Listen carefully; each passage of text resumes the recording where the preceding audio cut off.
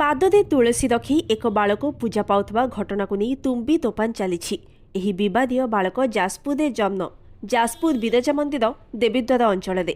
ସେହି ବାଳକର ଜନ୍ମ ବୃତ୍ତାନ୍ତ ଆଶ୍ଚର୍ଯ୍ୟଜନକ ବୋଲି ପରିବାର ସମ୍ପର୍କୀୟ ଦାବି କରିଛନ୍ତି।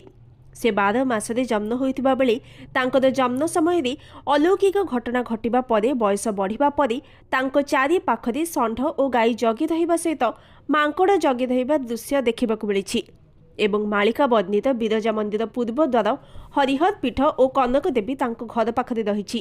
ଯେଉଁ ଅଭିଯୋଗ ଆସିଛି ତାଙ୍କ ପାଦ ତଳେ ତୁଳସୀ ଅର୍ପଣ ମିଥ୍ୟା ଅଭିଯୋଗ ବୋଲି କହିଛନ୍ତି। ସେପଟେ ତାଙ୍କୁ ଛୋଟବେଳୁ ଜାଣିଥିବା ଶ୍ରଦ୍ଧାଳୁ ତୁଳସୀ ପାଦ ତଳେ ରଖିବା ଫଟୋ ମିଥ୍ୟା ବୋଲି କହିଛନ୍ତି। ତାଙ୍କୁ ବଦନାମ କରିବା ଲାଗି ଏଭଳି ଚକ୍ରାନ୍ତ ହୋଇଛି। ପ୍ରତ୍ୟେକ ମଣିଷ ଭଗବାନ, କିନ୍ତୁ ତାଙ୍କ ପାଖରେ ସୁପର ପାୱାର ଥିବା ଉପଲବ୍ଧି କରିଛନ୍ତି। ପୋଲିସ ଓ ପ୍ରଶାସନ ଏହା ନିରପେକ୍ଷ ତଦନ୍ତ କରିବାକୁ ଦାବି କରିଛନ୍ତି।